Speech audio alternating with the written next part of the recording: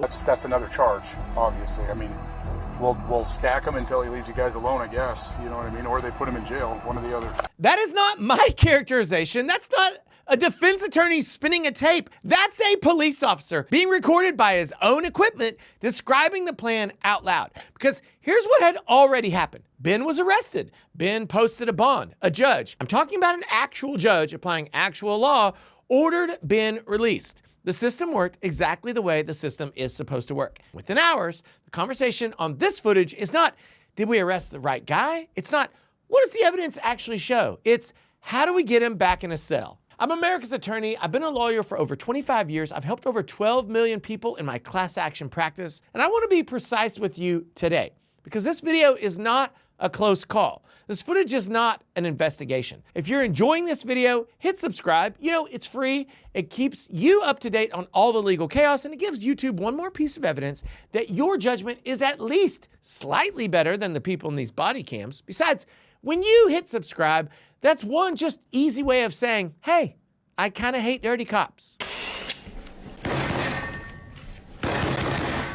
The body cam picks up with Ammon on the phone to police, and his opening question is essentially, hey, why is Ben not in jail? There is a correct answer to that question. It's 9 words long. It's, a judge released them. That decision is not ours. That's it. A release order is not a customer complaint. It's not a coupon you can ask a manager to override. If the state believed that Ben should have stayed in custody, the state had a forum for that argument, a courtroom. And the state made that argument, and the state lost. That's not a malfunction. That's the way the system is designed. So watch what the officers do with that 9-word answer. They don't give it. Instead, the conversation opens up. That would be a complaint that would have to be directed towards their office to find out what's the deal? Why would you let this guy out when he's stalking us, right? That's Yeah. So really quick. Sorry, let me grab a pen. Who do I contact for that? I suggest you put all evidence that you have against this guy on that. This does not sound like officers taking a complaint from a witness. It sounds like a vendor meeting. Ammon has a desired outcome. The officers are helping him route around the obstacle. And the obstacle in this scenario is like a judge or justice or really the entire American legal system. Ammon didn't call the police that morning. He called customer service. And customer service picked up. And then the tape stops being about anything Ben allegedly did and becomes a conversation about who Ben supposedly is. And the allegations come in waves. He was arrested in California for doing this kind of trespassing and kind of stuff. Even though he's an out-of-state, flight risk, he's also been passing fraudulent gift certificates to financially harmed. He lies through his teeth. He says, if I need to go and get some of my staff armed so that he can't threaten them. They started threatening to kill some of the staff. Honest to goodness, he's a sociopath. That's a lot of very serious claims delivered very quickly by a person with an obvious and enormous interest in the outcome. So here's the thing that I was listening for, not skepticism, not hostility, just one question. 4 words like, how do you know? I didn't hear it, not once. No, let's pull his record and verify that. No, who witnessed the threat? No, when did he say that and to whom? And do you have it in writing? Nothing. And nobody notices that the pile of accusations doesn't even agree with itself. Ammon describes a calculating sociopath who lies about everything and manipulates people, and also a man so unhinged, he's about to murder somebody in a retail store this week. Those are 2 different guys. They can't both be Ben. You don't need a law degree to catch that. You need to just be listening.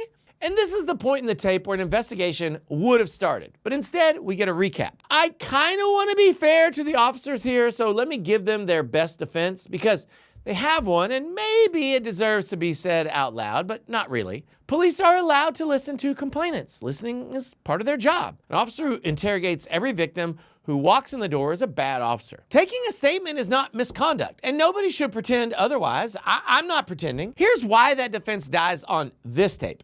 Because collecting a statement and adopting a statement are 2 entirely different acts. An investigator collects a claim and then goes and tests it. Corroboration, records, timeline, witnesses.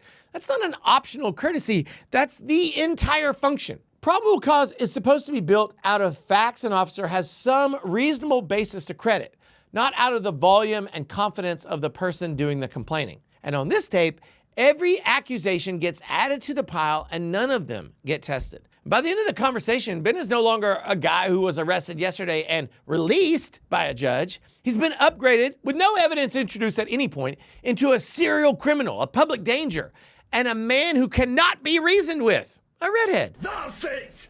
I have had enough! And then, in the middle of all of that, an officer says it out loud. We'll stack him until he leaves you guys alone, I guess. You know what I mean? Or they put him in jail, one or the other. And I want to be very careful and very clear about why that sentence matters, because it's not just ugly, although it is really ugly. It's legally significant. That sentence contains no facts. It contains no offense, no element, no date, no conduct, no victim. There's nothing in it about what Ben did. It's entirely about what the officers intend to accomplish, and it names two acceptable outcomes. Ben leaves or Ben is incarcerated. I mean, that sounds like the Wild West.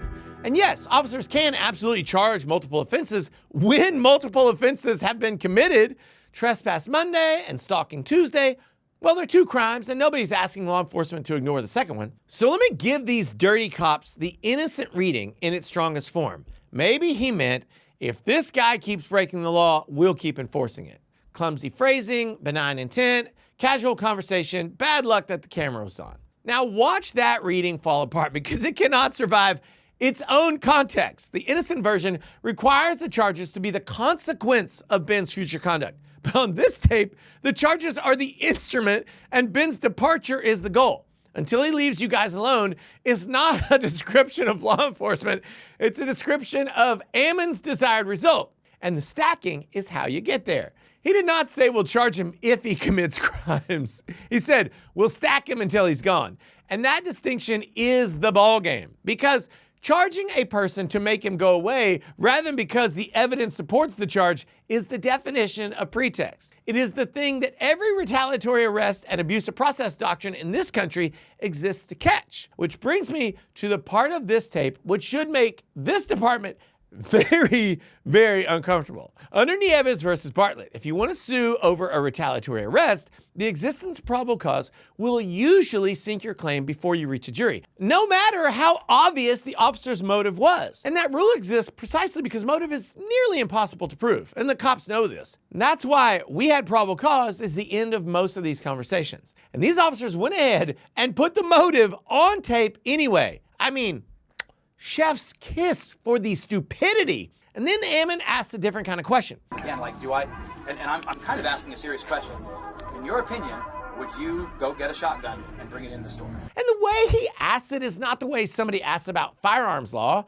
It's the way somebody asks for permission to shoot somebody. He's not looking for a statute. He's looking for like a blessing, and he gets one. I personally encourage people who are able to carry legally to carry. And look, standing alone, that sentence is fine. It is accurate. A lawful carrier can lawfully carry, and an officer who says so has not done anything wrong. If you had clipped that 10 seconds and posted it by itself, there would be no video here. But nothing on this tape stands alone, and the officers built the context for themselves. For the several minutes immediately preceding that exchange, these officers absorbed, without a single verifying question, a portrait of Ben as violent, unstable, homicidal. They never tested it. They never even sourced it. And then, sitting inside that unverified portrait, they encouraged the man who authored it to introduce firearms into his next encounter with Ben. Think about the position that puts Ben in. He was released by a judge.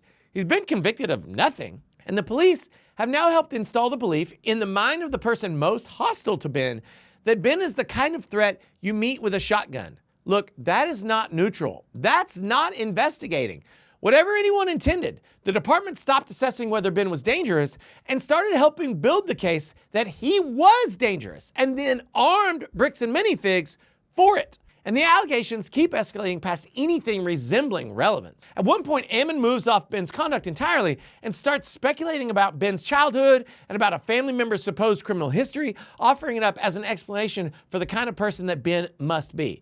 And I'm not going to repeat the specifics, and I'll tell you exactly why. Ben went and ran it down, and it turns out it was a different person entirely who happens to share a name. It was wrong. And I'm not interested in laundering a false accusation about somebody who has nothing to do with any of this just because it made it into a police body cam recording, which is precisely the point. That claim was checkable. Ben checked it, a civilian with a camera checked it, and it fell apart in about the time it takes to run a search. There were officers in that room with databases and a legal obligation to care about things that are true. But nobody hit the brakes, not once on the entire tape. So put the timeline together. A judge orders a man released. The complainant calls police to ask, why did that happen? And instead of being told that the answer is no, he gets helped. He unloads a dozen serious allegations and not one of them is tested. An officer describes the objective as stacking charges until the man leaves or goes to jail. The complainant asks about a shotgun and he's encouraged. And a claim that took one civilian, one search to disprove sits on the recording untouched. These officers did not stop being investigators because they were corrupt. They stopped because they were captured. Somewhere in the conversation, the department quit functioning as a neutral arm of the state, and they started functioning as Ammon's contractor, but with the same tools, same authority, same badge, pointed wherever the client, Ammon, pointed them. And that's actually worse than being a dirty cop, not better. Because a dirty cop is one person, and this was a room full of people who thought that this was like normal. The whole system runs on one premise, that police test a complainant's story just as hard as they test a suspect's. If you take that away, you don't have law enforcement anymore. You have muscle for hire with the records department. And the moment the officers pick a side, they lose the only asset that they actually have. Not the case, the trust. Okay, what do you think about the new information in Ben's video? Did this body cam expose a police department that had already made up its mind? I mean, I can't believe I'm asking you that. The answer is yes.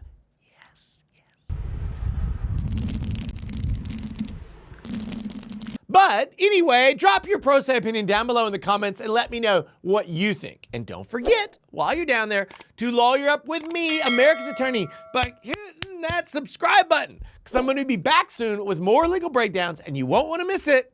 And I'll see you. He's got red hair. His people,